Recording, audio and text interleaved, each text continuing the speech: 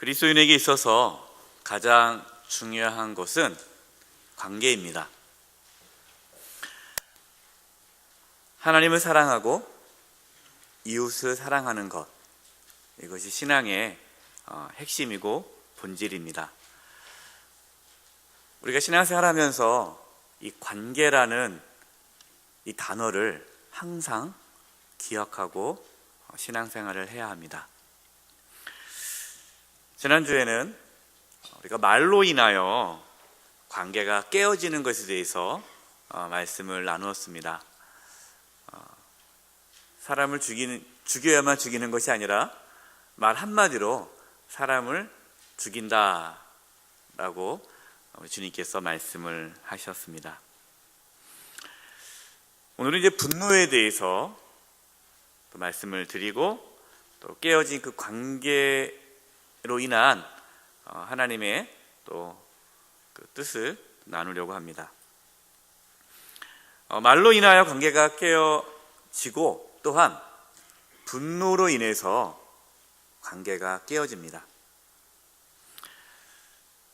오해하지 마세요. 여러분, 분노라는 것은 정상적인 감정입니다. 분노가 날 수 있죠. 또 분노가 없으면 안 됩니다. 분노가 있어야 되는데 분노를 하지 말라는 것이 아니라 분노를 다스리라라고 말씀합니다.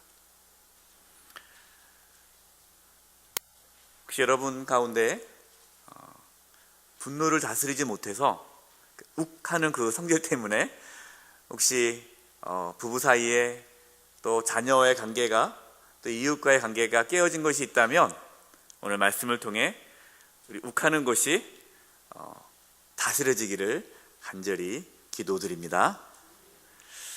첫 번째, 분노를 다스리는 법에 대해서 나누려고 합니다. 우리가 분노가 나는 것을 막을 수는 없어요. 분노가 났을 때에 우리가 그것을 잘 다스려야 되는데, 첫 번째는 분노하고 있음을 인정하십시오. 어떤 분들은요, 화내면서요, 자기 화 안 났다고 그래요. 그래서 화내지 말라고. 내가 언제 화냈냐고. 그래서 화를 내세요. 이게 무슨 말이냐면 본인이 화를 내고도 자기가 지금 화를 내고 있다는 걸 인정하지 않아요. 그 분노를 다스릴 수 없습니다. 인정을 해야 돼요. 아, 내가 욱하는 성질이 있구나. 아, 내가 화를 내고 있구나. 분노할 수 있다라고 인정을 해야 합니다. 그게 첫 번째예요. 그래서 여러분이 분노가 일어났을 때 그걸 인식할 수 있어야 돼요. 내가 지금 분노하고 있구나. 이것이 안 되면 분노는 다스릴 수 없습니다. 분노를 먼저 내가 분노하고 있음을 인정해야 합니다. 창세기 4장 6절과 7절이에요. 한번 읽어보겠습니다. 시작. 여호와께서 가인에게 이르시되 내가 분하여 함은 어찌 됨이며 안색의 변함은 어찌 됨이냐. 내가 선을 행하면 어찌 낯을 들지 못하겠느냐. 선을 행하지 아니하면 죄가 문에 엎드려 있느니라. 죄가 너를 원하나 너는 죄를 다스릴지니라. 아멘. 가인과 아벨의 이야기죠. 가인하고 아벨이 제사를 지내는데 아벨의 제사는 받으시고 가인의 제사는 받지 않으시는 거예요. 여러 가지 이유가 있지만 어떤 결과적으로 그것으로 인해서 가인이 시기가 일어났습니다. 동생이 미운 거예요. 그 시기가 분노로 바뀌었습니다. 분노가 있을 때에 하나님께서 지금 가인에게 너 분노하고 있지? 라고 얘기한 거예요. 근데 가인은 성경에는 나와 있지 않지만 인정하지 않았을 겁니다. 내가 분하여 함은 어찌 됨이며 안색의 변함은 어찌 됨이냐. 얼굴이 벌써 변했고 분노가 그 안에 있다라는 거죠. 하나님께서 너 지금 분노하고 있구나. 내가 분노하고 있구나라는 것을 인식을 해야 되는데 가인은 그렇게 하지 않고 있습니다. 그러면서 하나님께서 뭐라고 말씀하시냐면 너는 죄를 다스릴지니라 말씀합니다. 분노가 일어났을 때에 그 분노를 다스리라는 거죠.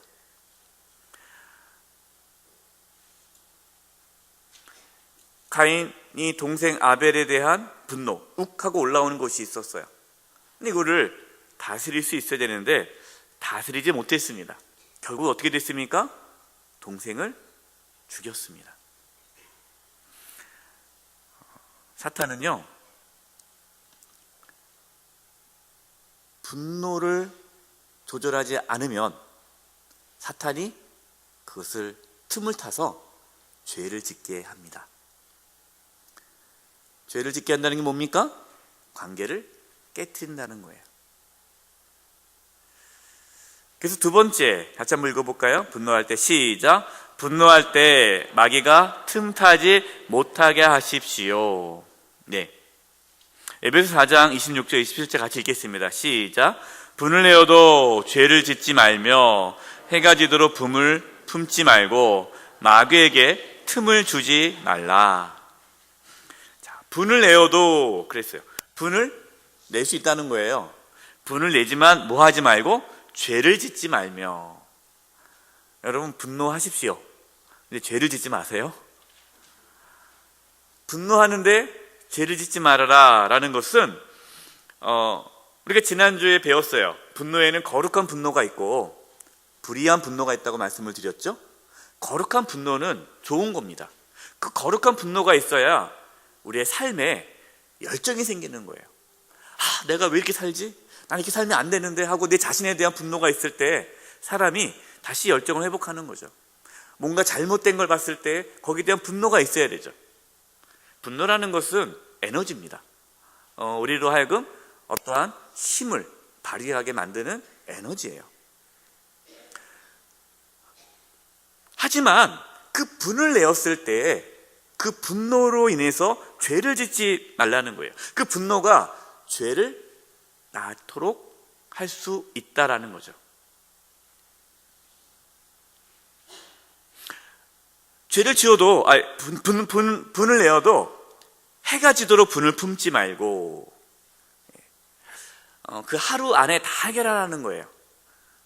왜 해가 지도록 분을 품지 말라 할까요? 해가 지나면 그 분노가 죄로 바뀝니다. 원한이 생기고 가인이 이 아벨에 대한 분노를 가졌다가 해가 지나기 전에 해가 지도록 분을 품지 않았으면 괜찮았을 텐데 쌓인 거죠. 우리 이게 부부들이 꼭 쌓아놓습니다. 그러다가 나중에 한꺼번에 폭발하면 걷잡을 수 없죠. 여러분 쌓아두지 마세요. 옛날 것 끄집어내지 마시고 그때그때 정리하시기 바랍니다. 해가 지도록 분을 품지 말라는 겁니다. 왜 그러냐? 마귀가 틈을 타기 때문이에요. 분노는 영적인 싸움입니다. 특별히 이렇게 화를 잘 내시는 분들은 조심해야 돼요. 왜냐하면 사탄이, 마귀가 그분의 어떠한 그러한 성향을 잘 이용해서 가정을 깨트리고 또 교회 공동체를 깨트리고 여러분 속해 있는 공동체를 무너뜨립니다. 하나님은 관계를 중요시 여긴다는 말씀을 드렸죠. 하나님을 사랑하고 이웃을 사랑하게 하는 것이 성령의 역사예요. 성령 하나님은 관계를 회복하는 데 있습니다. 그럼 사탄은 어떻게 할까요? 관계를 깨트리는 데 있어요. 그래서 마귀에게 틈을 주지 말라라는 것은 그 분노로 인해서 관계가 깨어지지 않도록 빨리 분을 다스리고 그 분이 죄가 되지 않도록 통제하라라는 말씀입니다. 그래서 여러분이 딱 분노할 때 누구를 떠올려야 돼요? 마귀를 떠올려야 돼. 마귀. 딱 분노하면 지금 마귀가 나를 공격할 수 있겠구나. 그리고 영적인 싸움이구나 라는 것을 알아야 돼요. 제가 선교를 가다 보면요, 특히 선교지에서는요 이러한 다툼이 참 많이 일어나는데 본인도 그래요. 내가 왜 화를 내는지 모르겠대요. 지나고 나니까. 그때는 그냥 화 날 일이 아닌데, 뭐 정말 이성적으로 판단하면 화 날 일이 아닌데 갑자기 막 화가 올라가지고 주체할 수 없었다는 거죠. 왜 그러냐? 사탄이 그를 조장하는 거예요. 그래서 여러분,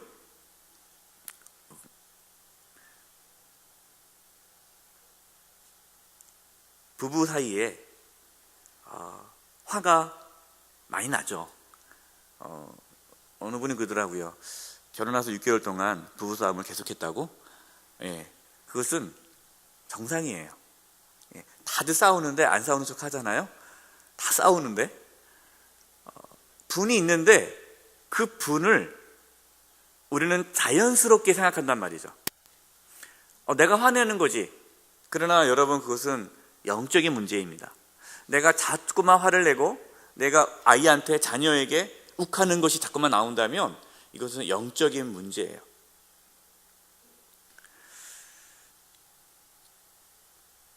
세 번째, 분노하고 있음을 인정하고 또 분노했을 때 그것이 사탄이 그걸 이용하지 않도록 깨어 있어야 되는데, 세 번째는 예수님을 바라보아야 합니다.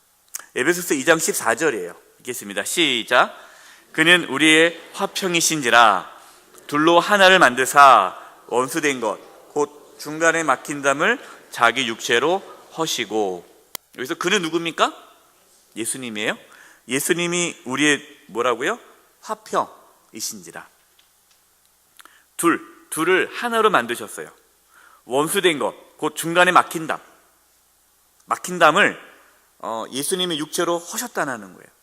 사실 이 본문의 의미는 예수님께서 유대인과 이방인 사이를 화목케 했다라는 뜻이에요. 원래 이 에베소서 2장의 이 내용은 유대인들이 이방인들하고 이렇게 원수를 지내지 않습니까? 그러니까 유대인들에게는 선민사상이 있기 때문에 우리는 하나님께 선택을 받았고 이방인들은 적대했죠. 그러나 이제 예수님을 통해서 모든 사람이 다 하나님의 자녀가 되어서 모든 분열과 다툼이 사라지게 되었다라는 말씀이에요. 중간에 막힌 담, 이방인과 유대인, 인종 간의 갈등이죠. 이것을 예수님께서 십자가에서 자신의 육체를 찢으심으로 둘의 관계를 회복시켜 주셨다라는 말씀입니다. 그러나 이 말씀은 단지 그냥 문자적으로 유대인과 이방인의 화해만을 말씀하는 것이 아니라 우리가 살아가면서 우리 삶 속에서 깨어진 관계를 회복하는 데 있어서 십자가의 능력이 나타난다라는 거예요. 저는 목회를 하면서요, 깨어진 그런 가정들을 참 많이 봤습니다. 또 깨어진 관계를 참 많이 봤습니다. 부부가 교회 안에서는 인고 부부인 것처럼 보이는데 실제적으로는 아주 원수로 지내요. 근데 교회에서는 사이 좋은 척하죠. 아무도 몰라요. 그러나 부모와 자식 간의 원수로 지내는 가정이 참 많이 있었어요. 근데 어떻게 그렇게 오랫동안 깨어진 관계 속에 살다가 어떻게 그 관계가 회복될 수 있을까요? 십자가의 능력으로. 예수 그리스도의 십자가를 묵상할 때에, 예수님의 그 십자가의 죽으심의 그 은혜를 경험할 때에 깨어진 관계가 회복됨을 보았습니다. 여러분, 이것이 십자가의 능력이에요. 도저히 회복될 것 같지 않아서 그냥 포기한 채 살아가는 분이 계시다면 예수님을 바라보십시오. 십자가의 능력이 우리의 가정 가운데, 내 삶 가운데 나타나기를 기도하십시오. 예수 그리스도의 그 보혈의 능력이 중간에 막힌 담을 허뭅니다.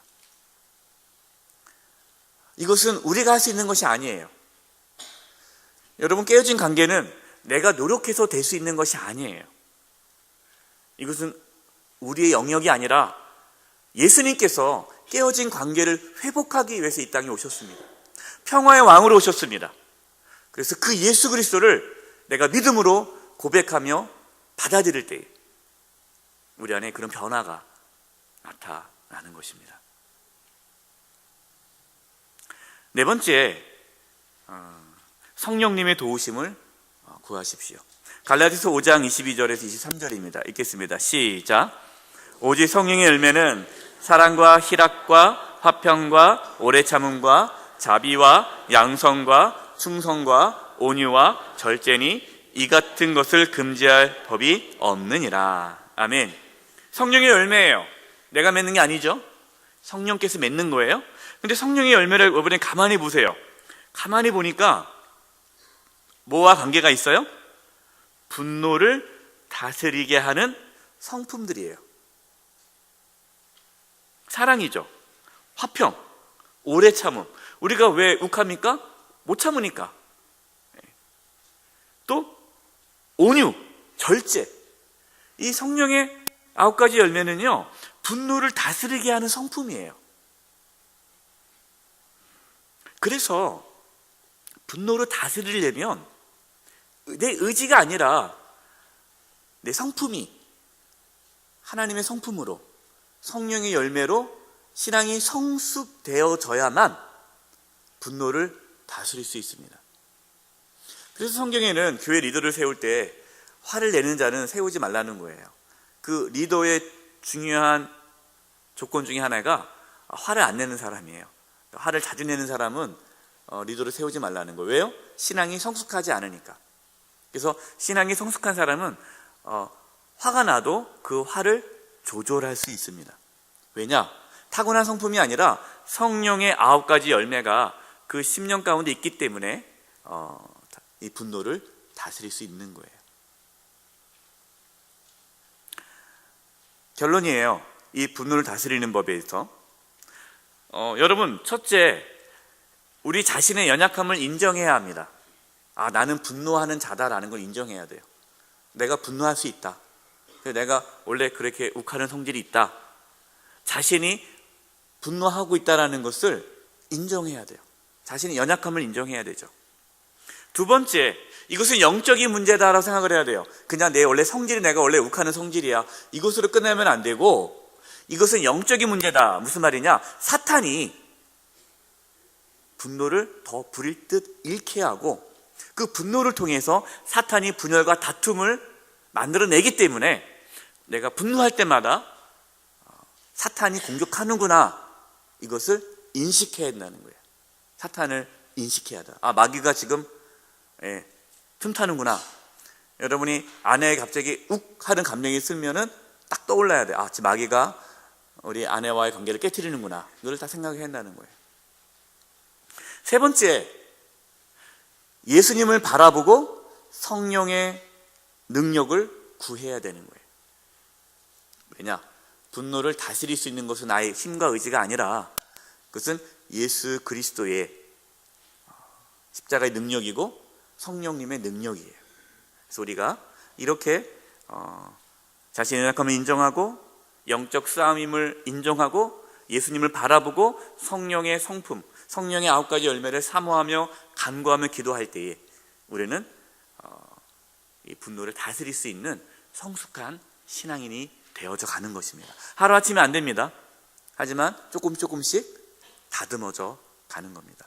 저도 다듬어져 가고 있는 중에 있습니다.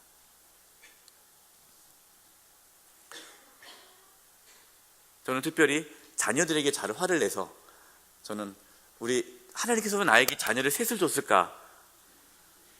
이해가 돼요. 하나 갖고 안 되는 거예요. 그러니까 셋째 가니까 이제 많이 다스림을 받고 있습니다. 두 번째, 하나님과의 관계와 이웃과의 관계입니다. 첫 번째 합체 한번 읽어볼까요? 이웃과의 관계가 시작.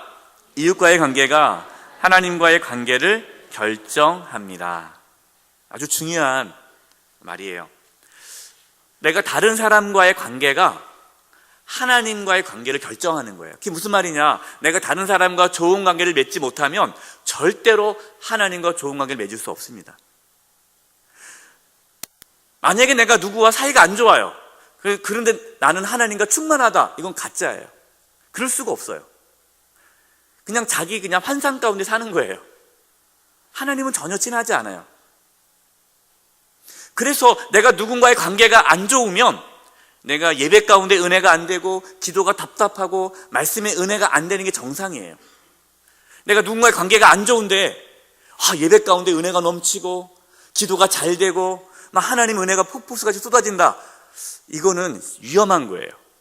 그는 하나님의 은혜가 아니에요. 가짜입니다. 마태복음 5장 23절 24절은 본문이에요. 읽겠습니다. 시작. 그러므로 예물을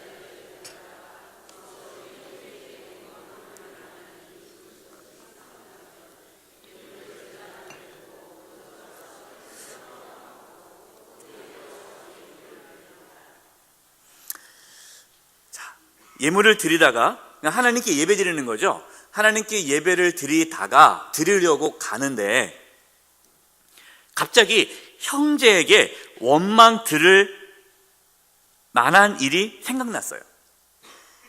요 본문은요, 그러니까 누군가가 나를 괴롭힌 게 아니라 내가 누군가에게 상처를 준 거예요. 내가 누군가에게 피해를 줬어요. 그래서 예배를 드리려고 하는데 누가 마음에 걸리는 거예요. 내가 이런 말 해가지고 저 사람이 마음에 상처받지 않았을까? 아니면 내가 또 잘못한 행동으로 누가 피해를 본 것이 생각나는 거예요. 주차할 때 내가 옆집 차를 딱 받고 몰래 나온 것이 생각나가지고 괴롭다는 거죠. 이렇게 내가 누군가를 이렇게 다른 사람에게 원망 들을 만한 어떤 것이 생각나면 어떡하라고요? 예물을 제단 앞에 두고 먼저 가서 그 형제와 화목하고 그 다음에 예배를 드리라. 왜 그렇게 말씀하십니까? 그렇게 하지 않으면 하나님께서 그 예배를 받지 않으시겠다라는 거예요. 내가 다른 사람에게 아픔과 상처를 준 것이 생각났어요. 그 생각나게 하신 분 누굽니까? 성령님이세요. 성령님은 생각나게 하십니다. 여러분 그것이 생각날 때 그거를 억제하면 안 돼요. 잠깐만 왜 이런 생각이 나지? 이렇게 하면 안 돼요. 여러분 그 생각이 나면요 빨리 가서 화목해야 합니다. 히브리서 12장 14절이에요. 읽겠습니다. 시작. 모든 사람과 더불어 화평함과 거룩함을 따르라. 이것이 없이는 아무도 주를 보지 못하리라. 아멘. 모든 사람이에요. 모든 사람과 더불어 화평함과 거룩함을 따르라. 이것이 없이는 아무도 주를 보지 못하리라. 내가 다른 사람과의 화평이 있지 않으면 하나님을 볼 수 없다라는 거예요. 하나님과의 인격적인 교제가 있을 수 없는 거예요. 그래서 이웃과의 관계가 하나님과의 관계를 결정하는 거예요. 적지 않은 분들이 다른 사람과 관계가 안 좋은데 자기는 하나님만 사랑한다고, 나는 괜찮다고, 나는 다 필요 없다고, 나는 하나님만 사랑한다고, 이런 분들이 간혹 있어요. 여러분 이것은 정말로 잘못된 신앙의 모습입니다. 그래서 사탄은요 꼭 부부싸움을 언제 하게 합니까? 언제? 토요일날 꼭 싸우게 하죠. 아니면 주일 아침 꼭 희한해요. 제가 그랬어요. 제가 신혼 초에 전도사 사역을 하는데 꼭 토요일날 싸우는 거예요. 토요일날. 참 힘들더라고요. 저는 그 몰랐어요. 그냥 싸우나 보다 생각했는데 알고 보니까 영적 싸움이에요. 사단이 은혜 못 받게 하려고, 주일에 가서 은혜 못 받게 하려고 꼭 토요일이나 주일 아침에 싸우게 해서, 어떤 남편들이 그러죠. 나 안 간다고 막 그런 분도 있어요. 싸우고 나서 안 가면 본인이 손해인데 부인을 협박하는 거죠. 교회 가주는 사람이니까 싸우면 이제 안 가겠다고.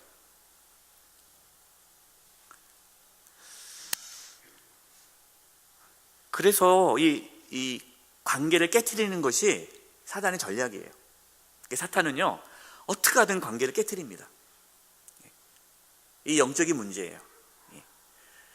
그래서 우리 가정에 어떠한 갈등이 많다. 여러분, 이것은 단지 둘만의 문제가 아니에요. 그 영적인 문제예요. 그걸 내버려둬서는 안 됩니다. 해결해야 합니다.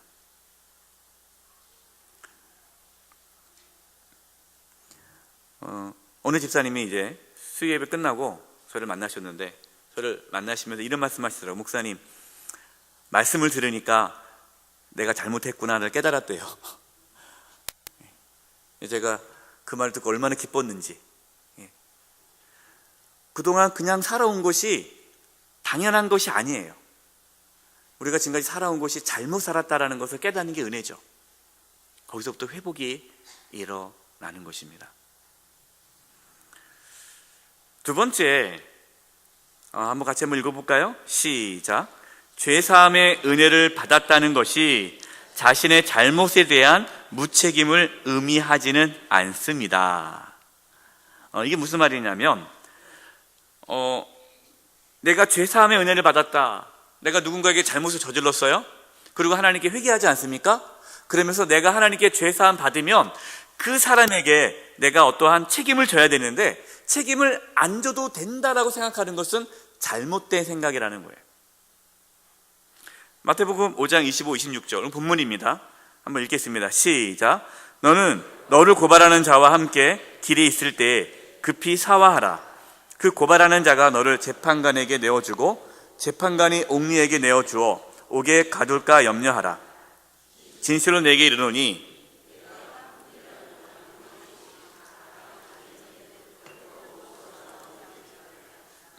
아멘. 사화하라. 이 사화라는 말이 어떠한 송사를 하기 전에 개인 간에 빨리 이렇게 풀어라. 줄 건 죽고 받을 건 받고 해결하라는 거예요. 그렇게 해결하지 않으면 한 푼이라도 남김없이 다 갚기 전에는 결코 나오지 못하리라. 이 말씀의 의미는 여러분 혹시 그 밀양이라는 영화 보신 분도 계시고 들었을 텐데, 오래된 영화죠. 그 밀양이라는 그 영화에서 어떤 사람이 그 여자 주인공의 아이를 유기해서 죽이지 않습니까? 근데 그것 때문에 그 여자 주인공이 너무나 힘들다가 이제 예수님을 믿게 되죠. 예수님 믿게 돼서, 그래, 내가 우리 아들을 죽인 저 살인자를 내가 용서해야지 하고 이제 감옥에 가지 않습니까? 그 살인자를 용서하러 갔는데, 그 살인자가 막 웃으면서 자유함을 느꼈네. 나는 내가 감옥에서 예수 믿고 내가 죄사함 받았습니다. 할렐루야. 이런 모습 보고 이 주인공이 분노하잖아요. 여러분, 이것은 아주 잘못된 신앙의 모습이에요. 저는 그 영화를 보면서 분노가 일어났어요. 어떻게 영화를 이렇게 만들었지? 이거는 기독교를 잘못 오해하게 만드는 거예요. 그러면서 또 하나 분노가 일어났어요. 그러나 그것이 한국교회 성도들의 모습이구나. 무슨 말이냐? 전화 받으세요. 중요하잖아요. 누군가 관계가 회복하기 위해 전화 올 수도 있으니까. 내가 누군가에게 잘못을 하면요, 그것은 그 사람과의 문제에서 해결을 해야 돼요. 그런데 우리 크리스찬들 중에 내가 이 사람에게 잘못하고 나서 하나님께 가서 죄 고백하고 용서받아도 그걸 끝낸다는 거예요. 여러분, 이것은 잘못된 신앙이에요. 레위기 6장 5절입니다. 레위기 6장 5절 본문 보십시오. 레위기 6장 5절 제가 읽어드릴게요. 그 거짓 맹세한 모든 물건을 돌려보내되 곧 그 본래 물건의 5분의 1을 더하여 돌려보낼 것이니 그 죄가 드러나는 날에 그 임자에게 줄 것이요. 속건제예요. 제사, 레위기, 하나님께서 제사를 지내는데 제사 몇 가지 제사가 있죠. 그 중에 속건제라는 제사는 뭐냐? 내가 누군가에게 잘못을 했어요. 피해를 줬어요. 그러면 그 피해 금액에 원래 금액을 주고 거기에 5분의 1을 더해줘야 돼요. 그리고 또 하나님께 가서 또 제사를 또 지내야 돼요. 이게 무슨 말이냐? 내가 누군가에게 상처를 주고 내가 누군가에게 아픔을 주고 누구에게 고통을 줬다면 그것에 대한 책임을 지라는 거예요. 본전만 치면 안 되고 본전하고 5분의 1을 더 줘야 돼요. 5분의 1을. 이자죠, 이자. 더 줘야 되는 거예요. 그러면서 또 하나님께 가서 또 제사를 또 지내야 돼요. 하나님은 책임 있는 삶을 살라고 말씀하시는 거예요. 우리 그리스도인들이 책임 있는 삶을 살아야 됩니다. 내가 누군가에게 잘못을 하고 그것을 내가 그냥 하나님께 기도했다고 다 사라지는 것이 아니에요. 내가 그 사람에게 어떤 상처를 줬다면 그 사람에게 가서 보상을 해줘야 돼요.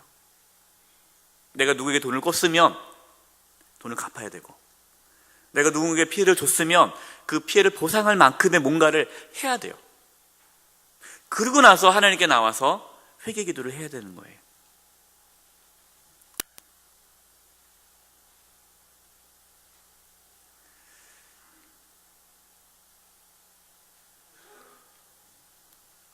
우리 안에 그러한 유혹이 있죠. 사람과의 어떠한 관계의 그 어려움을 해결하기가 힘드니까 그냥 하나님께 나와서 회개 기도함으로 그를 없애는 거죠. 그렇게 해서는 안 된다라는 겁니다. 하나님은 그것을 다 보고 계세요.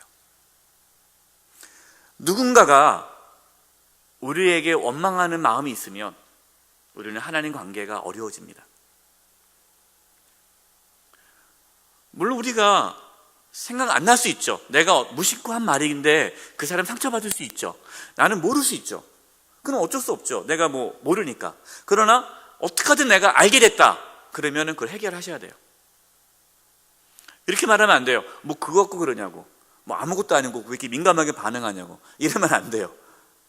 그 사람이 상처를 받았으면 그 사람의 입장에서 사과를 하고 거기에 대한 상응하는 보상을 줘야 됩니다. 마지막 결론이에요. 성령으로 사는 관계 회복의 삶. 우리가 어떻게 관계 회복의 삶을 살아갈 수 있느냐? 성령의 능력으로 그렇게 살아갈 수 있다는 거죠. 소극적인 삶입니다. 관계 회복을 위해서 우리가 소극적으로 할 것은 분노를 다스리는 거죠. 그 다음에 무시하지 않는 거예요. 저주하지 말 것. 이것은 우리가 지난주에 배운 거예요. 우리가 다른 사람에게 욕을 하고 나가라 하고 저주받는 자라고 말하는 것이 그 안에 교만함이 있는 거죠.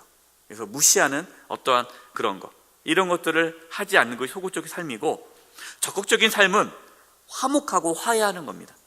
고린도후서 5장 18절 같이 읽겠습니다. 시작. 모든 것이 하나님께로 났으며 그가 그리스도로 말미암아 우리를 자기와 화목하게 하시고 또 우리에게 화목하게 하는 직분을 주셨으니. 아멘. 순서가 중요합니다.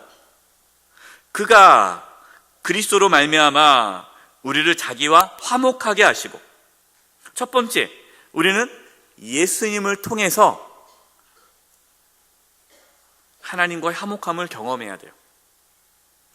이것을 경험하는 자는 다른 사람과 화목하게 하는 직분을 수행할 수 있습니다. 피스메이커로 살아갈 수 있어요. 우리에게는 화목하게 할 만한 능력이 없습니다. 우리가 예수님을 믿고 복음의 능력을 경험해야만 화목하게 하는 삶을 살아갈 수 있다라는 겁니다. 저와 여러분 삶 가운데에 관계가 회복되어져서 정말 하나님께서 기뻐하시는 그런 삶을 살아가기를 예수님의 이름으로 축원드립니다. 기도하겠습니다. 하나님, 사탄이 끊임없이 저희가 분노하는 가운데에 우리를 넘어뜨리게 하고 분열과 다툼을 갖게 하는데, 하나님 도와주셔서 저희들이 이 영적인 싸움에서 승리할 수 있도록 도와주시옵소서. 예수님을 바라보고 성령의 그 열매들이 우리의 심령에, 우리 성품 가운데 나타날 수 있도록 도와주시옵소서. 누군가에게 우리가 원망받을 만한 일이 생각나면 가서 화해하고 화목하고 책임 있는 삶을 살아갈 수 있는 저희들 되게 해 주시옵소서. 그래서 관계가 회복되어져서 하나님께서 기뻐하시는 삶을 살아가는 저희가 되게 하여 주시옵소서. 예수님의 이름으로 기도드립니다. 아멘.